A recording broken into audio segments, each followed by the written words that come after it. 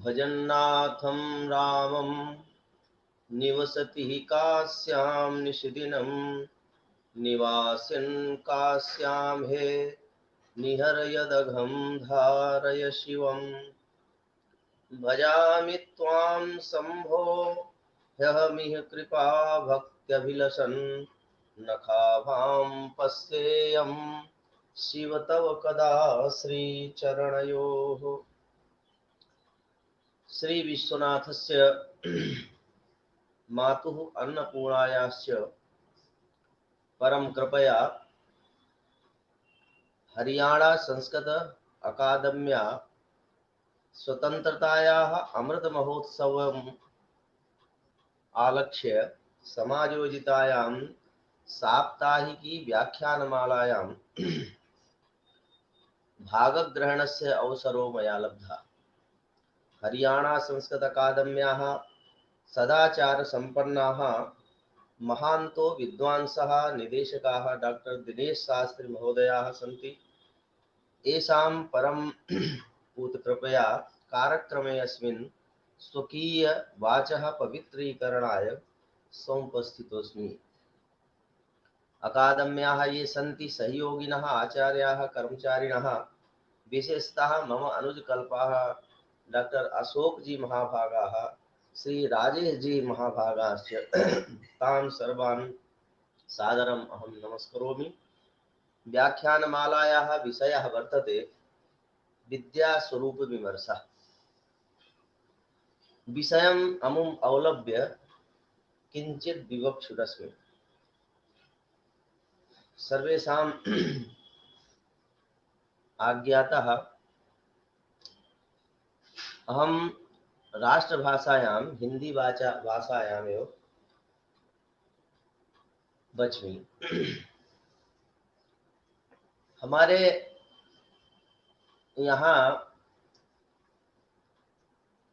जो प्राचीन जो राजशास्त्र है या प्राचीन जो हमारे जो राजनीतिक संबंधी जितने भी ग्रंथ हैं, जैसे हमारे आचार्य कौटिल्य, आचार्य कामंदक, आचार्य मनु, आचार्य याज्ञवल्क्य और जितने भी ब्रह्मा से लेकर के जो ये अनादि परंपरा है राजशास्त्र की, उसमें हमारे यहाँ कहा गया है कि राजा को पहले विद्या संपन्न होना चाहिए। यदि राजा विद्या संपन्न नहीं है तो वो जैसे प्रजा का पालन करना चाहिए वैसे वो प्रजा पालन करने में समर्थ नहीं होगा। हमारे यहाँ विद्या से तात्पर्य क्या है? विद्या तो शास्त्रों में अनेक प्रकार की विद्याओं का वर्णन आया है, जिसमें प्रमुखतः 4 विद्याएं हैं, किंतु अन्य आचार्यों के मत से, किसी के मत से 14 विद्याएं हैं, 18 विद्याएं हैं, 21 विद्याएं हैं और आचार्य शुक्र जो है 32 विद्याएं मानते हैं। आचार्य याज्ञवल्क्य 14 विद्याएं कौन कौन सी मानते हैं? तो उसके लिए कहा गया है पुराण न्याय मीमांसा धर्म शास्त्रांग मिश्रिताः वेदाः स्थानानि विद्यानाम इति। कहा पुराण, न्याय, मीमांसा, धर्मशास्त्र और जो 6 अंग है, उन अंग शिक्षा, व्याकरण, कल्प, निरुक्त, ज्योतिष तथा छंद, इन 6 अंगों के सहित साम, ऋग, यजुर्वेद, अथर्ववेद सहित जो है ये 14 विद्याएं याज्ञवल्क्य मानते हैं। और उसी के साथ जो आचार्य मनु है वो भी अंगा कहते हैं, अंगानि वेदाश्चत्वारो मीमांसा न्याय विस्तरः धर्मशास्त्रम पुराणंच विद्यास्तेताश्चतुर्दश। ये 14 विद्याएं आचार्य मनु भी मानते हैं। उसमें व्यास जी जो है, जो विष्णु पुराण है, उसमें 14 विद्याओं के साथ साथ जो है वो 4 विद्याएं और कहते हैं कि आयुर्वेद, धनुर्वेद, संगीत शास्त्र और अर्थशास्त्र, ये 4 विद्याओं सहित जो है 18 विद्याओं का वो निरूपण करते हैं। और छांदोग्य उपनिषद में 21 विद्याओं का वर्णन आया है। जैसे ऋग्वेदम भगवद्गीता, यजुर्वेदम सामवेदम अथर्वणम, चतुर्थम इतिहास पुराणम, पंचमम वेदानां वेदम पित्रम राशिम दैवम निधिम वाको वाक्यम, एकायनम विदेव विद्या, ब्रह्म विद्या, भूत विद्या, छत्र विद्या, नक्षत्र विद्या, सर्वदेव जन विद्या, एतद भगवद्गीता। ये छांदोग्य उपनिषद में भी 21 विद्याओं में का वर्णन किया गया है, जिसमें तर्क शास्त्र है, वेद योग है, देव विद्या है, ब्रह्म विद्या है, भूत विद्या और नक्षत्र की विद्या है, सर्प की विद्या और देवताओं को किस तरह से उनकी आराधना पूजा, ये सब 14 विद्याओं का 21 विद्याओं का निरूपण किया गया है। विद्या मुख्यास्य द्वात्रिंशत् चतुष्षष्टि कला स्मृता। आचार्य जो शुक्राचार्य हैं, आचार्य शुक्र, ये कहते हैं कि हम उनके मत में 32 विद्याएं हैं। वैसे इन्होंने कहा कि विद्या हनंता कला संख्यातुम नहीं हो सकते थे। आचार्य शुक्र कहते हैं कि विद्याएं बहुत है जिनकी कोई गणना नहीं की जा सकती, और जो कलाएं हैं वो भी जो है अगणनीय है, किंतु फिर भी जो है वो 32 जो है मुख्य विद्याओं को मानते हैं, और इसके बाद जो है 64 कलाओं को मानते हैं। जो आजकल हमारे माननीय प्रधानमंत्री जी का जो ये कौशल विकास, तो कौशल वही जो कला है वो कौन कौन सी कलाएं हैं, तो 64 कलाओं का निरूपण जो है हमारे आचार्य शुक्र करते हैं, जिसमें ये 32 विद्याओं में ऋग्वेद, यजुर्वेद, सामवेद और इसके बाद गंधर्व विद्या, तंत्र शास्त्र और शिक्षा, व्याकरण, कल्प, निरुक्त, ज्योतिष, छंद, ये 6 जो है, मीमांसा और तर्क शास्त्र, सांख्य शास्त्र, वेदांत, योग, इतिहास, पुराण और स्मृतियां,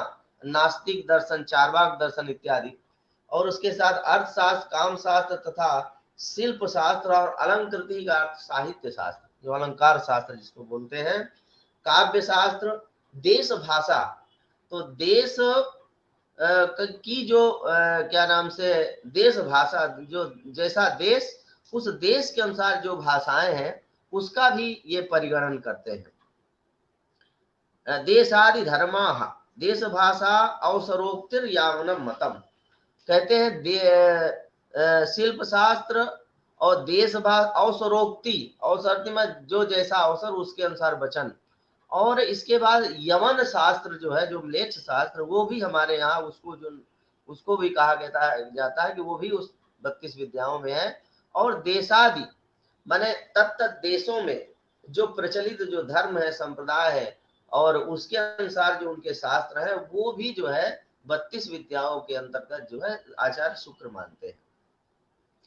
ये कहते हैं कि विद्या और कला, ये दोनों में भेद क्या है, विद्या कैसे, किसको हम विद्या कहें, किसको कला कहें, तो कहा जाता है यत् स्यात् वाचिकम सम्यक कर्म विद्या भी संगीकम, जो भी वाणी के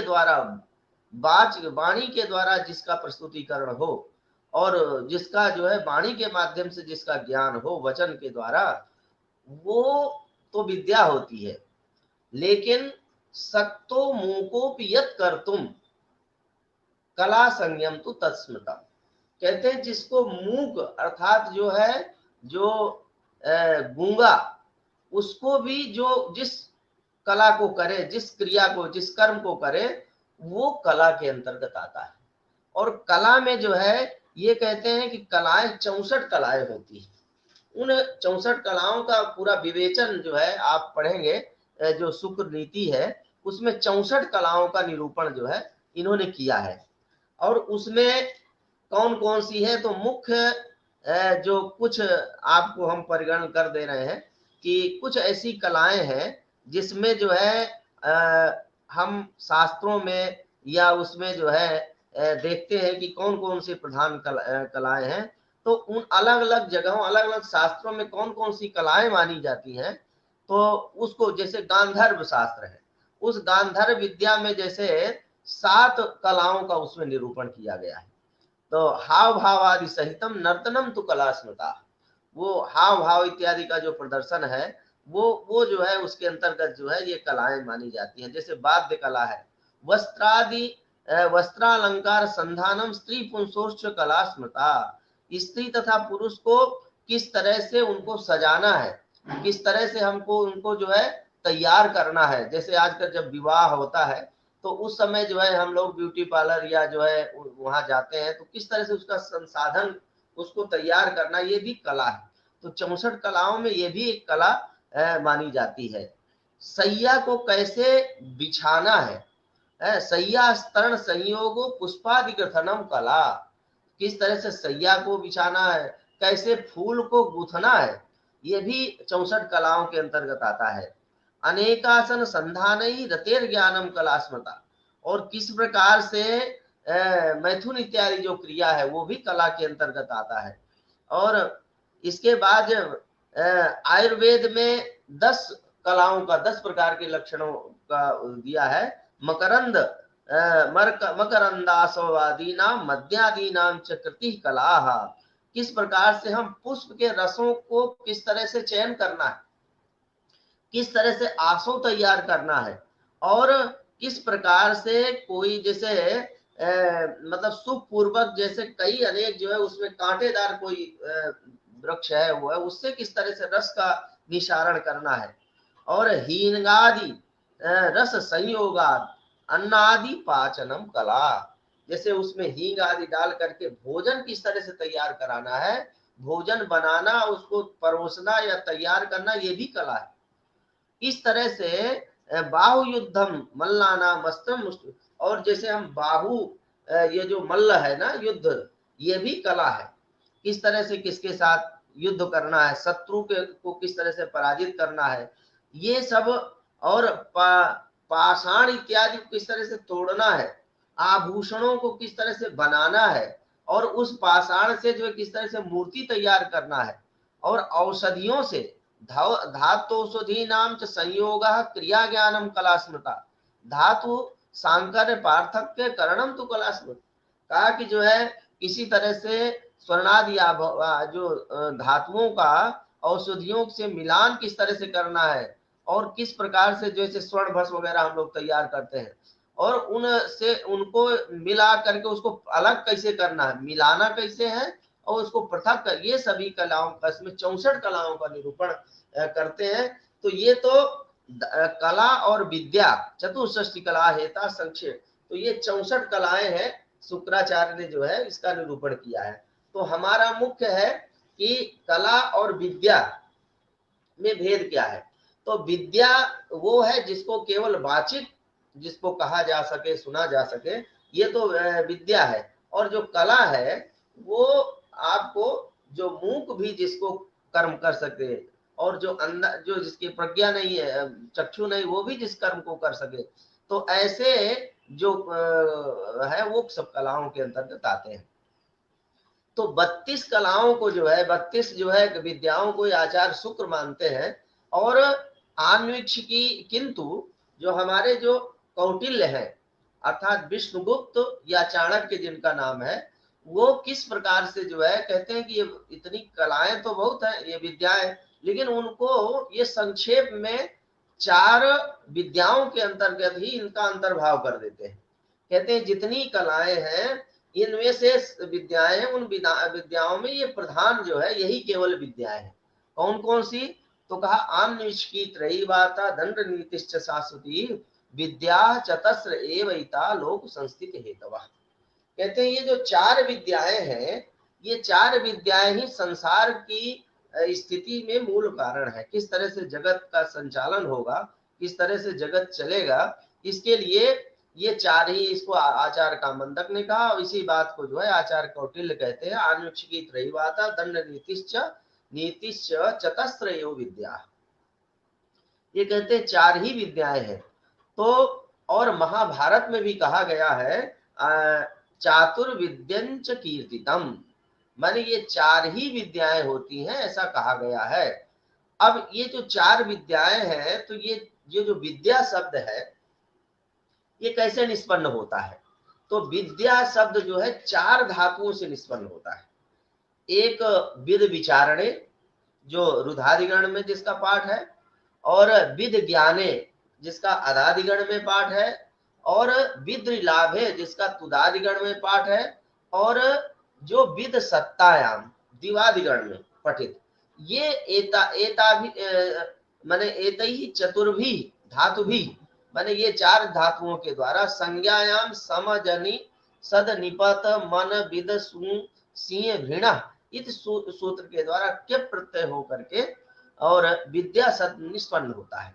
तो ये जो 4 धातुएं हैं, तो आन्वीक्षिकी, त्रयी, वार्ता और दंड नीति, ये जो 4 विद्याएं हैं, ये कौन कौन धातु से जो है कौन कौन जो है क्या नाम से विद्या निष्पन्न होती है, इसको बताया गया है। जैसे आन्वीक्षिकी विद्या, आन्वीक्षिकी क्या है?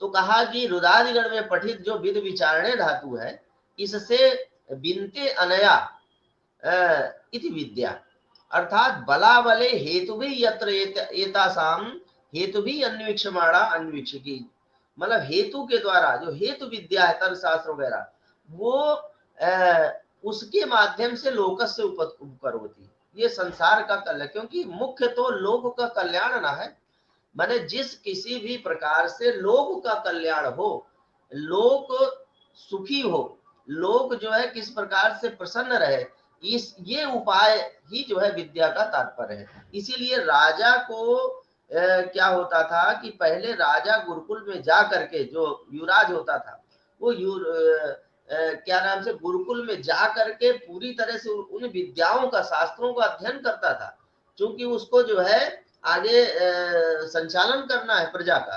तो प्रजा जो है किस प्रकार से संतुष्ट रहेगी और किस प्रकार से जो है किसी के साथ अन्याय नहीं होगा, ये करने के लिए राजा पहले गुरुकुल में जाकर के, चाहे वशिष्ठ हो, राम जी जाकर के, और यहाँ जाकर के गुरुकुल सांदीपन भगवान कृष्ण भी जाकर के, इन लोगों ने गुरुकुल में जाकर के इन समस्त विद्याओं का अध्ययन किया। जब विद्याओं को अध्ययन करेगा और उसके जानने के बाद वो जितेंद्रिय हो जाएगा, और जब तक वो जितेंद्रिय नहीं है तब तक समझिए कि कोई भी राजा हो, कोई भी मंत्री हो, कोई भी यहाँ तक कि पार्षद और प्रधान हो, वो जब तक जितेंद्रिय नहीं होगा तब तक वो प्रजा का संचालन कर ही नहीं सकता।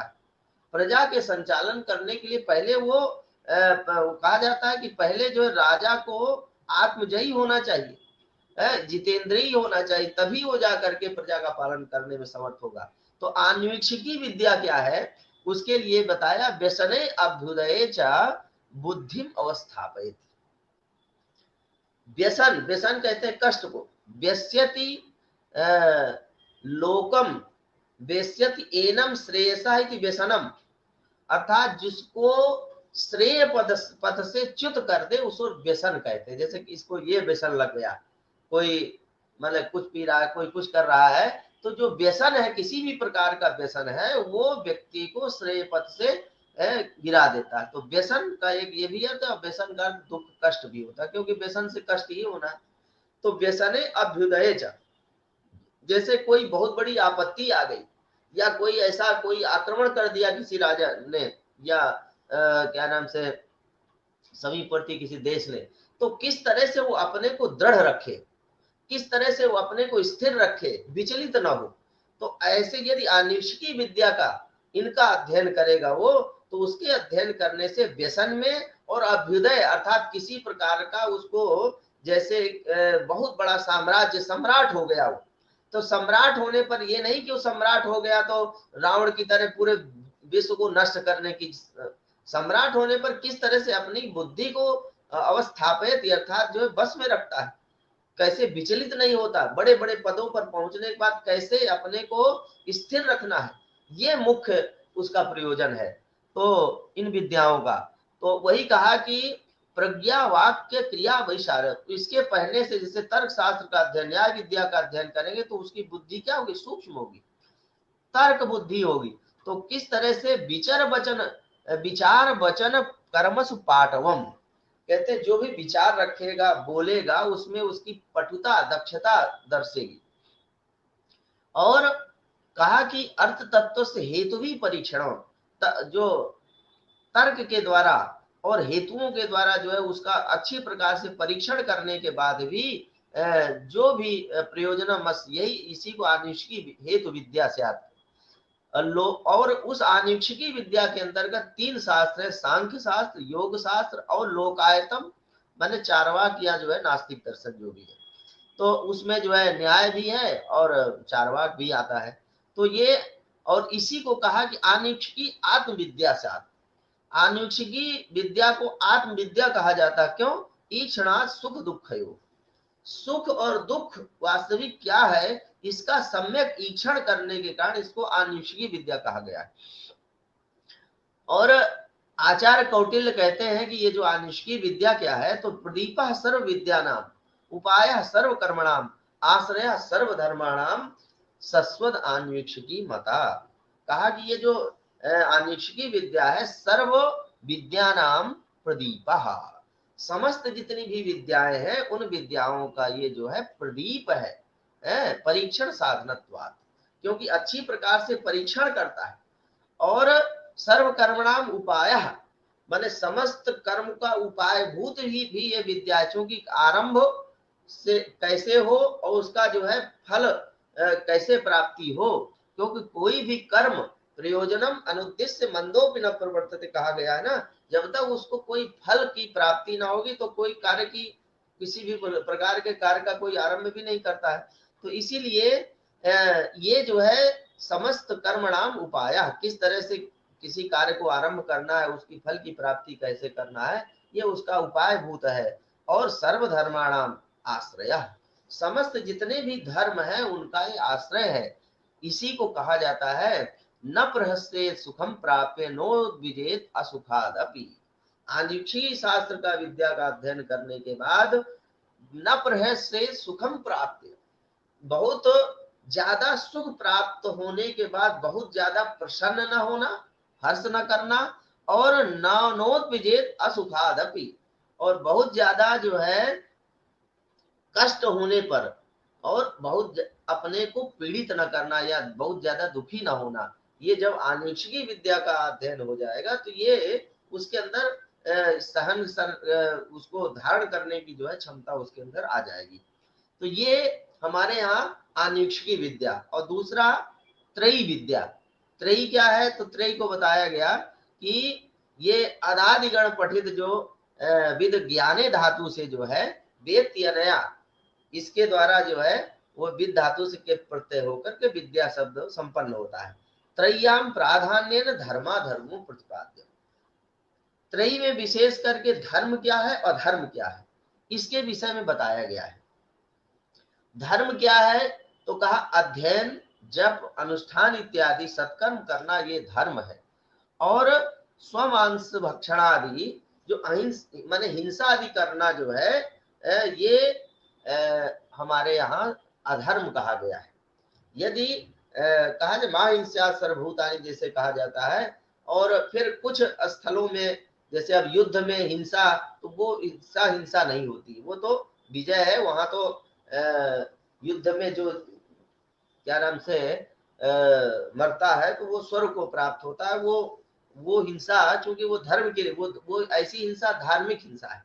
किंतु ये जो हिंसा है अकारण किसी को सताना, अकारण किसी को कष्ट देना, बिना कारण किसी से जो है द्वेष करना, ये काम क्रोध लोभ मद मोह मत्सर ये जो षड विकार है इनसे ग्रसित होना, यही सब अधर्म के अंतर्गत आते हैं।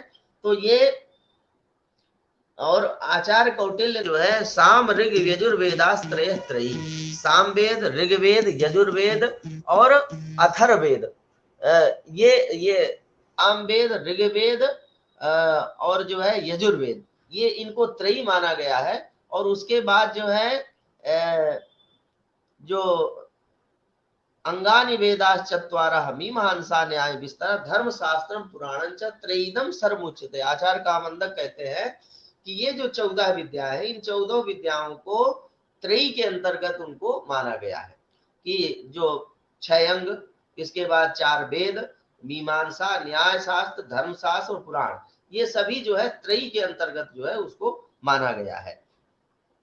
और त्रयी जो है क्या है, त्रयी का वैशिष्ट क्या है, विशेषता क्या है?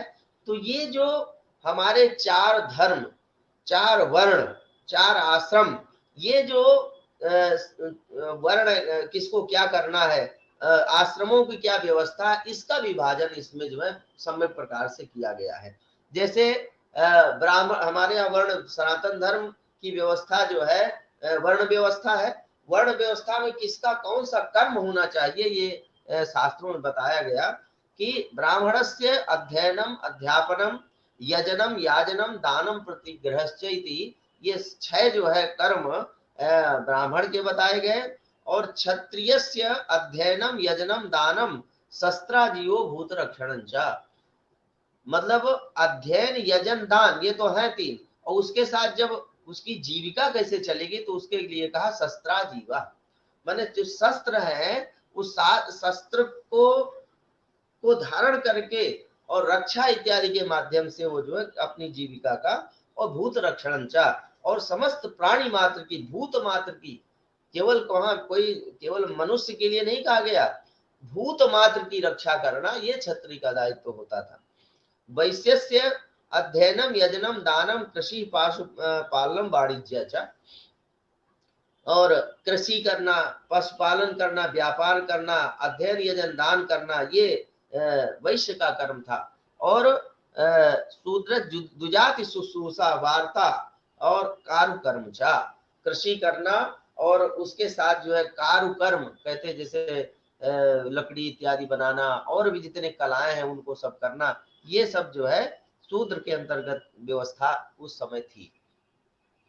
कहा कि त्रयी से, जो त्रयी के अनुसार चलता था, तो क्या होता है कि व्यवस्थित आर्य मर्यादा कृत वर्णा समस्थिति त्रय्या ही रक्षितो लोका प्रसीदति न सीदति, का त्रयी की व्यवस्था वेद आदि में जो व्यवस्था दी गई उस व्यवस्था के अनुसार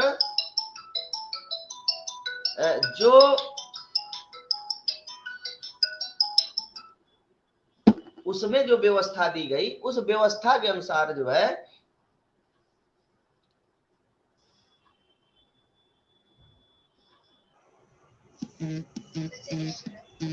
हेलो, उसमें जो व्यवस्था दी गई उस व्यवस्था के अनुसार जो है कहते हैं कि व्यवस्थित आर्य मर्यादा, आर्य की जो मर्यादा है, आचार्य की जो मर्यादा है, उस मर्यादा के अनुसार, और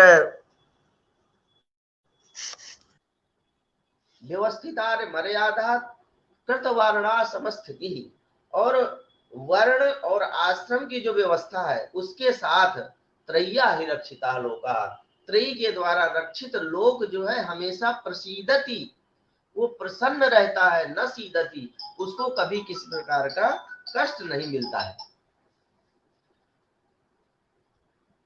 और तीसरी विद्या है जो है आपकी वार्ता।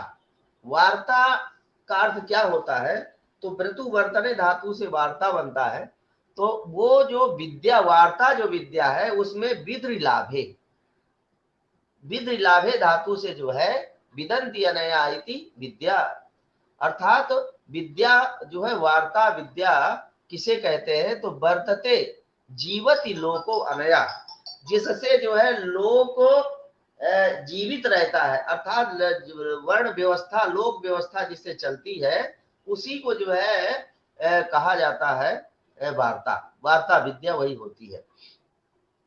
तो कहा अर्थानर्थ वार्तायाम, वार्ता में अर्थ और अर्थ, अर्थ क्या है, तो कहा जैसे कृषि कर्म इत्यादि करते हैं, काल बीज बपादि जन्य फलम, समय से जो है बीज का वपन करना, फिर उसकी प्राप्ति करना, ये काल अर्थ के अनर्थ क्या है, तो अकाल बीज बपादि जन, और जिस समय बीज बोना है खेती में उस समय से बोना, समय से जो है उसकी सब देखभाल करना, ये होता है अर्थ।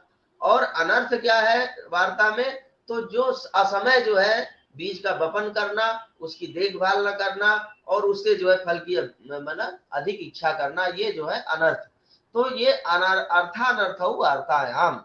और कृषि पशुपालन वाणिज्य, माने कृषि करना, पशुपालन करना, व्यापार करना, ये सब वार्ता के अंतर्गत आता है। धान्य पशु हिरण्य कुप्य वृष्टि, प्रदानात औपकार की। तो कहा वार्ता से हमें फल क्या मिलेगा, तो इससे वार्ता से, कृषि से धान की प्राप्ति, पशु की रक्षा, धन की प्राप्ति और जितने भी पदार्थ हैं, लकड़ी है इत्यादि सब वस्तुओं की जो प्राप्ति है ये जो है वार्ता से होती है। और वार्ता के माध्यम से ही राजा का जो कोष है, कृषि कर्म ज्यादा, गेहूं होगा, गेहूं की उपज होगी, तो अकाल पड़ने पर जो है, जैसे अभी इसके पूर्व जो है कितना कोरोना और ये सब महामारी हुई, तो उसके कारण जो है चूंकि हमारे सरकार के पास जो है, हमारे राजा या राज्य व्यवस्था में जो है इतना धान्य था, जिसके कारण हर व्यक्ति को जो है आज भी प्रधानमंत्री जी द्वारा जो है अभी 6 महीने के लिए मुफ्त राशन की योजना, तो जब तक उस कोष में, राजा के कोष में जो है ये इसकी धान्य की व्यवस्था नहीं होगी, तब तक जो है क्या नाम से कैसे प्रजा का पालन होगा। तो वो जो है व्यवस्था कोष दंडाभ्याम वार्तया जनिताभ्याम कोष दंडाभ्याम स्वपक्षम परपक्षम च वशी करो। ये वार्ता के माध्यम से जो है कोष और दंड, कोष क्या है, धन निचय कोशा, और दंडा सेना, माने कोष का संचय करना, धन का संचय करना, और सेना के माध्यम से, रक्षा के माध्यम से जो है ये वार्ता जो है स्वपक्ष और परपक्ष दोनों को जो है क्या करता है, तो कहा वशी करो, अपने अनुकूल बनाता है। ये विद्या जो है वार्ता विद्या है। अब चौथी विद्या जो है दंड नीति है। वो दंड नीति से क्या होगा, तो कहा कि आचार्य जो हमारे चाणक्य हैं, विष्णुगुप्त हैं, वो चौथी विद्या दंड नीति भी को भी वो स्वीकार करते हैं।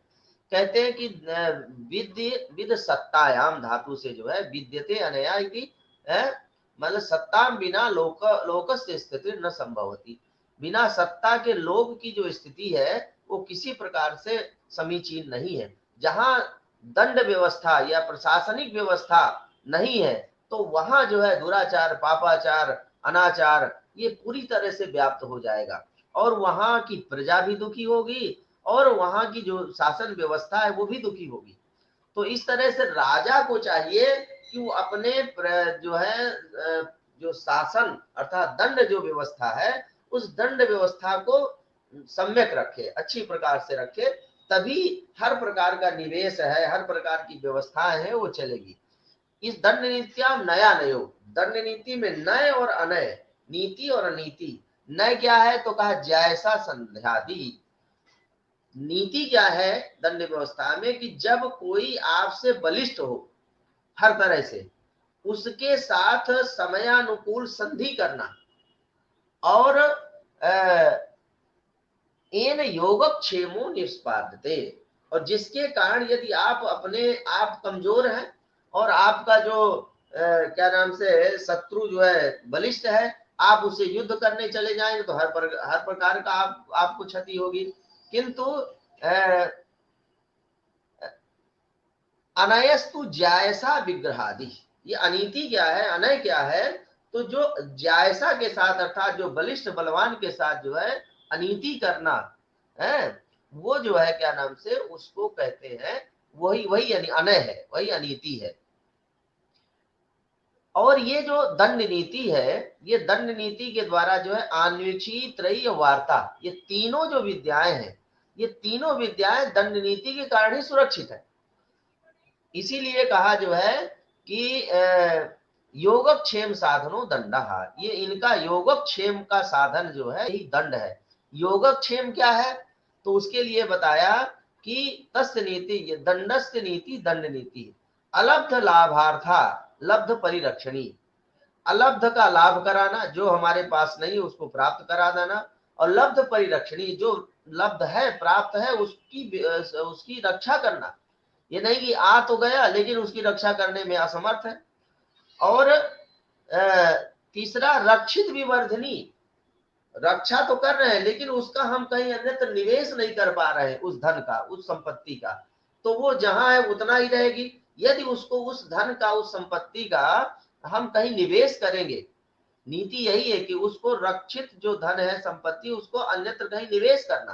तो निवेश करने से क्या होगा कि उसकी वृद्धि होगी, और जो वृद्ध धन है अर्थात वो निवेश के माध्यम से जो हमको लाभ होगा, उससे वृद्धस्य, जो वृद्ध माने वृद्धि को प्राप्त जो धन है, वृद्धस्य धनस्य तीर्थेषु, तीर्थ अर्थात जो सतपात्र है, सतपात्र जैसे उसका हमारे जो सर्विस नौकर मतलब कर्म कर हैं, उनको जीविका, सेवकों को जीविका जो दे रहे हैं उनको धन उपलब्ध कराना, प्रजा को समय प्रकार से उसको जो है उसको लाभ पहुंचाना, समय समय पर यदि कोई महामारी या उस तरह से अकाल और वो आ गया तो उसमें जो है उसको उसकी व्यवस्था करना, यही वृद्ध जो धन है, जो लाभ जो उसको वहां निवेश करना, उसको वहां दान देना करना, ये जो है ये। और तस्याम आयत, इसी के कारण ही जो है लोक यात्रा, लोक की जो यात्रा है उसी के अधीन है,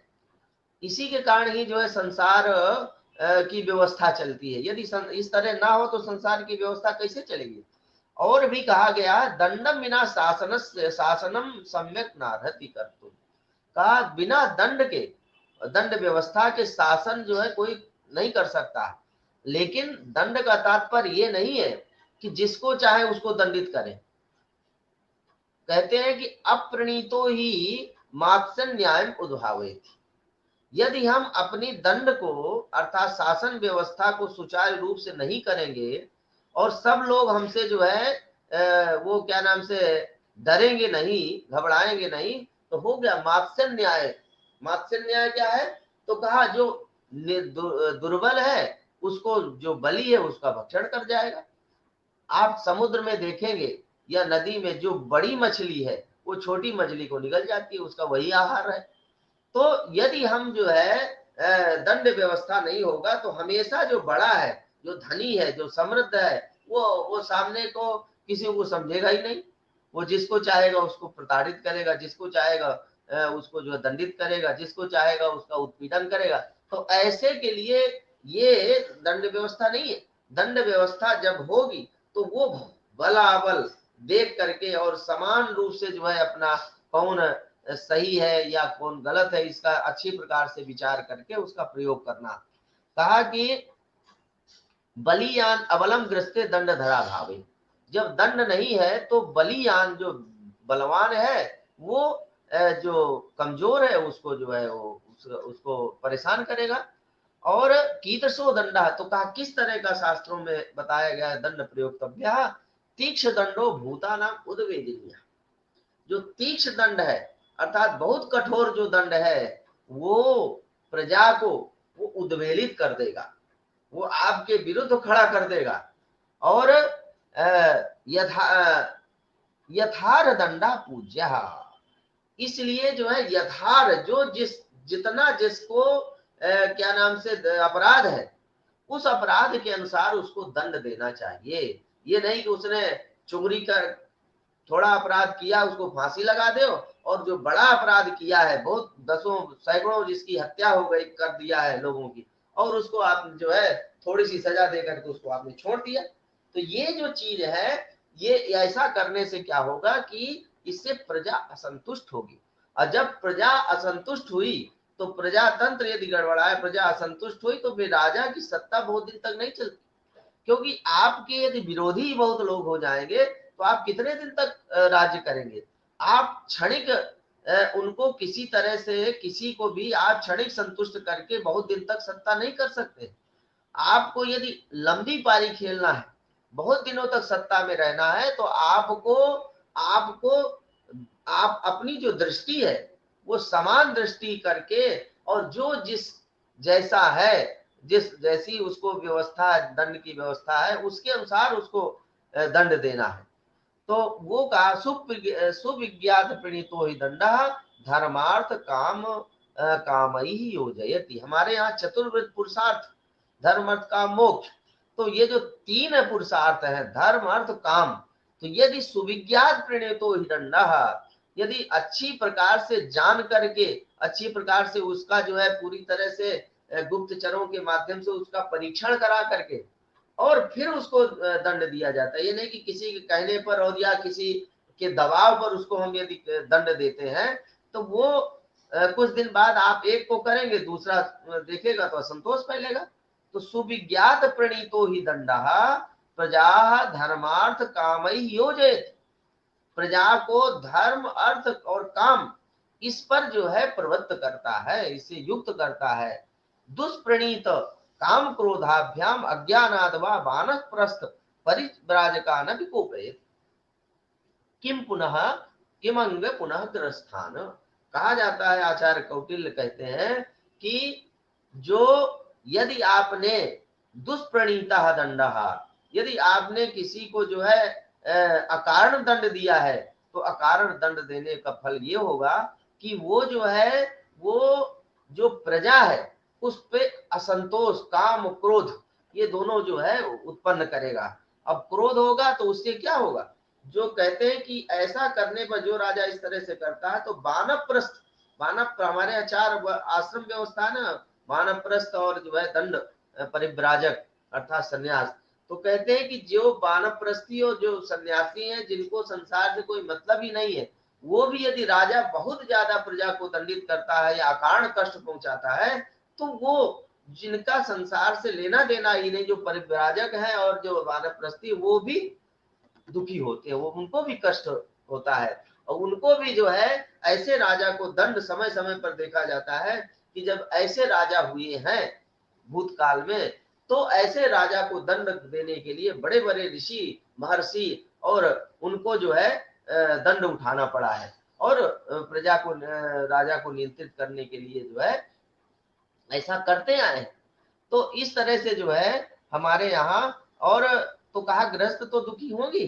तो ये जो दंड नीति है, और भी गौतम धर्म सूत्र में कहा गया है कि दंडो दमनाद इत्याहु तेन अदांतान दमयेत्। दंड जो क्या है, दमनाद, अदांतान, अदांत कहते हैं जो दुष्ट लोग हैं जिनकी इंद्रिया बस में नहीं है, तो जो है लोगों को जो दंडित करे वही दंड नीति है। और महाभारत में तो कहा गया यस्माद अदंतान दमयति अशिष्टान दंडयति। कहा जो अदांत है उनको जो दमन करता है, और जो है अशिष्ट जो दुष्ट है उनको दंडित करता है, वो दमनात् दंडनाच्च तस्मात् दंडम विधुर बुधा। का दंड वही है कि जो अदांत है, जो जिनकी इंद्रियां बस में नहीं, उच्छृंखल है, और जो हमेशा दुराचार पापाचार में लगे रहते हैं, ऐसे लोगों को जो दंडित करता है उसको जो है यस्मात् दंडो दमयति दंड्यान दंडयत्यपि दमना दंडनाच्चयो तस्मात् दंडम विदुर्बुधा। तो उसको जो है दंड दमन दमनत्वात् और दंडनत्वाच्च दंड, अर्थात उसको दंड, और दमो दंड इति प्रोक्ता तस्मात् दंडो महीपति तस्य नीतिर दंड नीति नयनान नीति रुचिते। कहा दंड नीति क्या है, दंड नीति ही राजनीति है। और दंड किसको कहा जाता है, साक्षात, क्योंकि दमो दंड इति प्रोक्ता तस्मात् दंडो महीपति, और राजा को ही दंड स्वरूप माना गया है। और दंड नीति माने राजनीति, दंड कहे दमो दंड, और दंड ही राजा है, और क्योंकि दंड को धारण करता है, वो शासन को धारण करता है, इसीलिए साक्षात दंड स्वरूप राजा है। और इसके बाद जो है दमो दंडिति प्रोक्ता तास्थ्या दंडो महीपति मति तस् नीति दंड नीति नयना नीति रुच्यते। उसी को जो है, इसी को दंड नीति या कहे राजनीति कहा जाता है।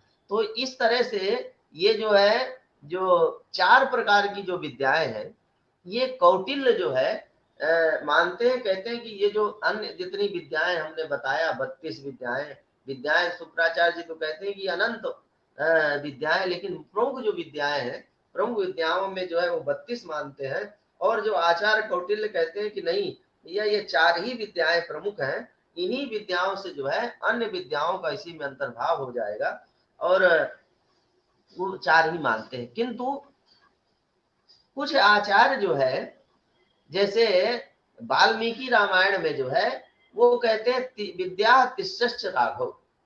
वाल्मीकि में रामायण में कहा गया है कि हे राघव, उन्होंने कहा कि ये तीसरा विद्या कहते हैं, ये तीन ही विद्याएं होती हैं। तो कौन कौन, तो वो कहते हैं कि जो है, जो ये त्रयी, और इसके बाद जो है वार्ता और दंड नीति, ये तीन विद्याओं को मानते हैं।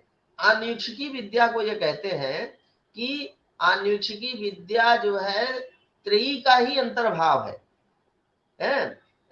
त्रयी वार्ता दंड निश्चित मानवा, इसको मनु भी मानते हैं कि त्रयी तीन विद्याएं ही हैं, वो कहते हैं प्रमुख रूप से।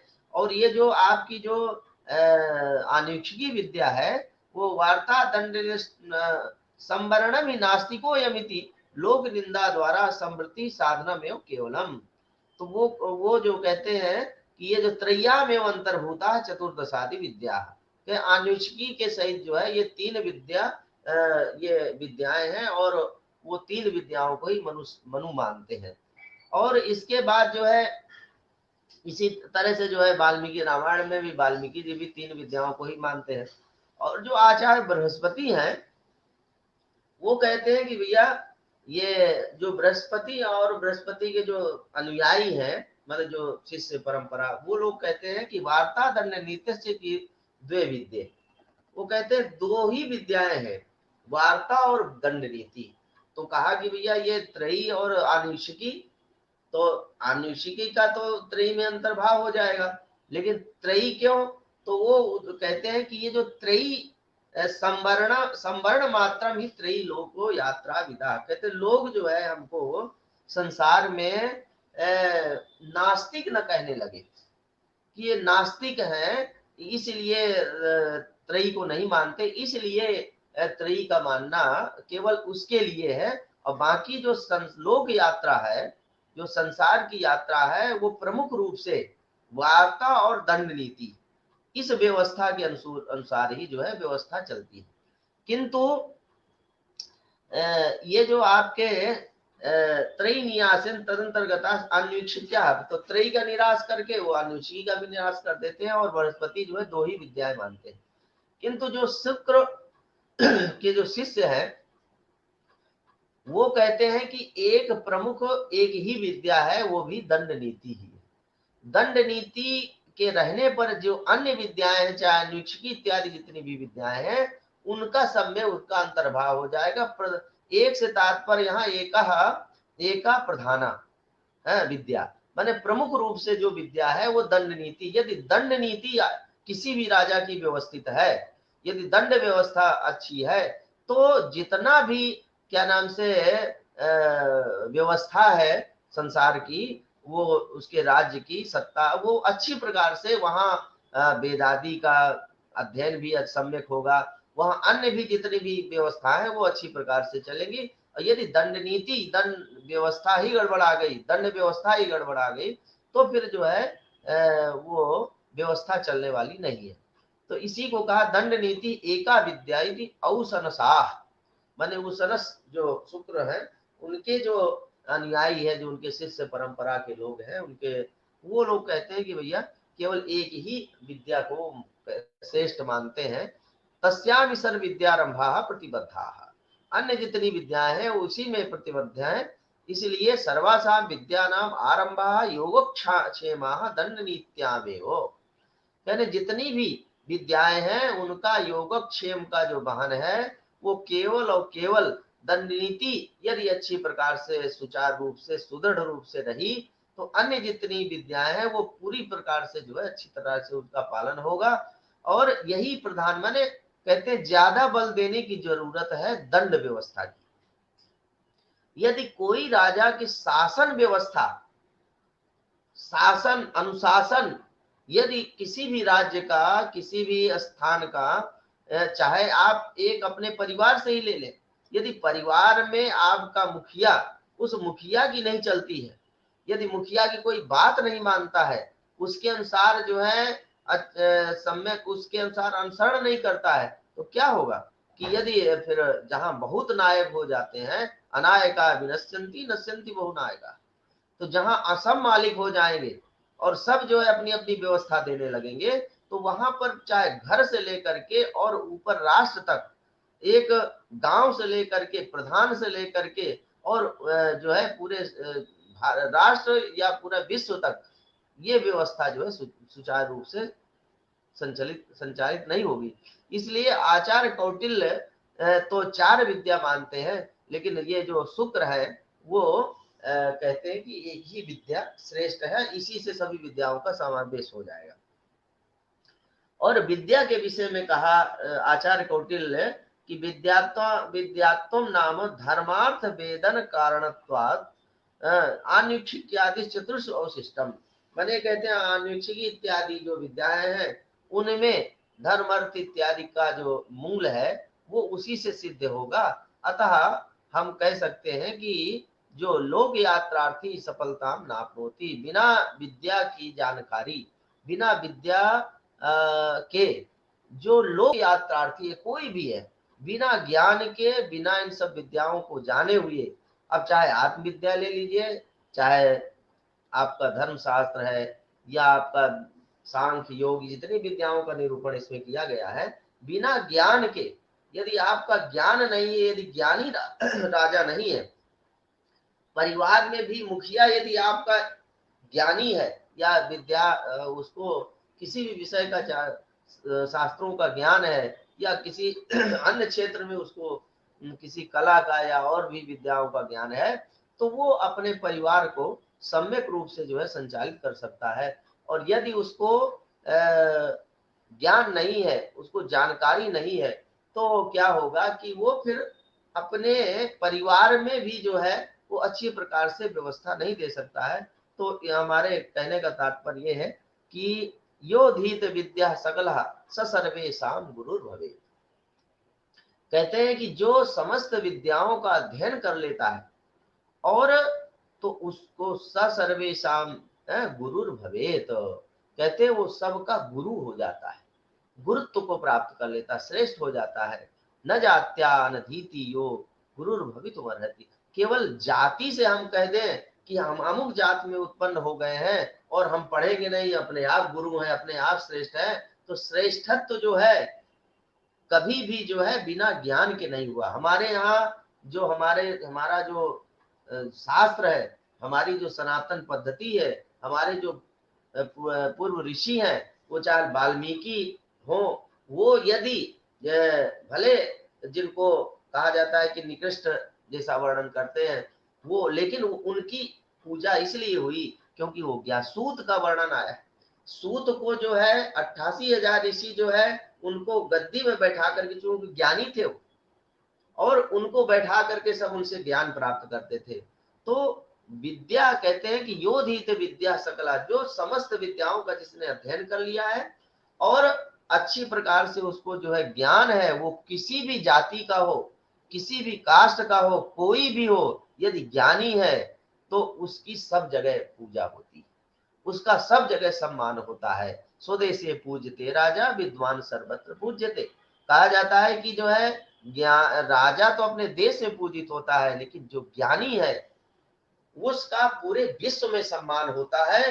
वो कोई जाति से नहीं है कि अमुक जाति का उसी का सम्मान होगा, वो किसी भी जाति का है, यदि उसके पास ज्ञान है, उसने उस विद्या का सम्यक रूप से अध्ययन किया है, उसको पद पदार्थ का सम्यक प्रकार से बोध है और वो अपनी बात को आप तक अच्छी प्रकार से पहुंचा सकता है, प्राप्त करा सकता है, तो ऐसा जो गुरु है, ऐसा जो ज्ञानी है, वो कोई भी हो सकता है। ये हमारे आचार्य कौटिल्य ने कहा था कि कोई जाति से जो है कोई वो ज्ञानी नहीं होता है कि जाति में उत्पन्न हो गया वही ज्ञानी हो गया। यदि जाति में उत्पन्न है और वो पढ़ा नहीं तो काहे का ज्ञानी हो, कैसे वो गुरु हो सकता है? गुरु तो कोई भी हो, यदि उसके पास ज्ञान है तो वो हमेशा उसकी, हमारे यहाँ आज से नहीं, हमेशा युग युगांतर से, कल कल्पांतर से जो है, जो भी ज्ञानी रहा है, जो भी श्रेष्ठ रहा है, हमारे यहाँ सुखदेव जी महाराज, जब श्रीमद् भागवत में वर्णन आता है, सुखदेव जी महाराज राजा परीक्षित को तो बहुत सारे, वो सम्राट थे और उनको ज्ञान देने के लिए, उनको तत्व का विवेचन करने के लिए बड़े बड़े ऋषि महर्षि, उनके दादा परदादा, यहाँ तक कि व्यास पराशर इत्यादि सब उपस्थित थे। लेकिन उनको जो तत्व बोध था, सुखदेव जी के आते ही उनके तेज से, उनके ज्ञान से बड़े बड़े ऋषि महर्षि उनको देख करके उठ खड़े होते हैं और उठ खड़े होकर के और सब लोग उनको प्रणाम करते हैं और प्रणाम करके उनको उच्चासन दिया जाता है। क्यों उच्चासन? और उनका है कि आप उनके पराशर, व्यास और जितने उनके दादा परदादा के स्तर के बड़े बड़े संत महात्मा थे, उनको क्यों नहीं बैठाया गया?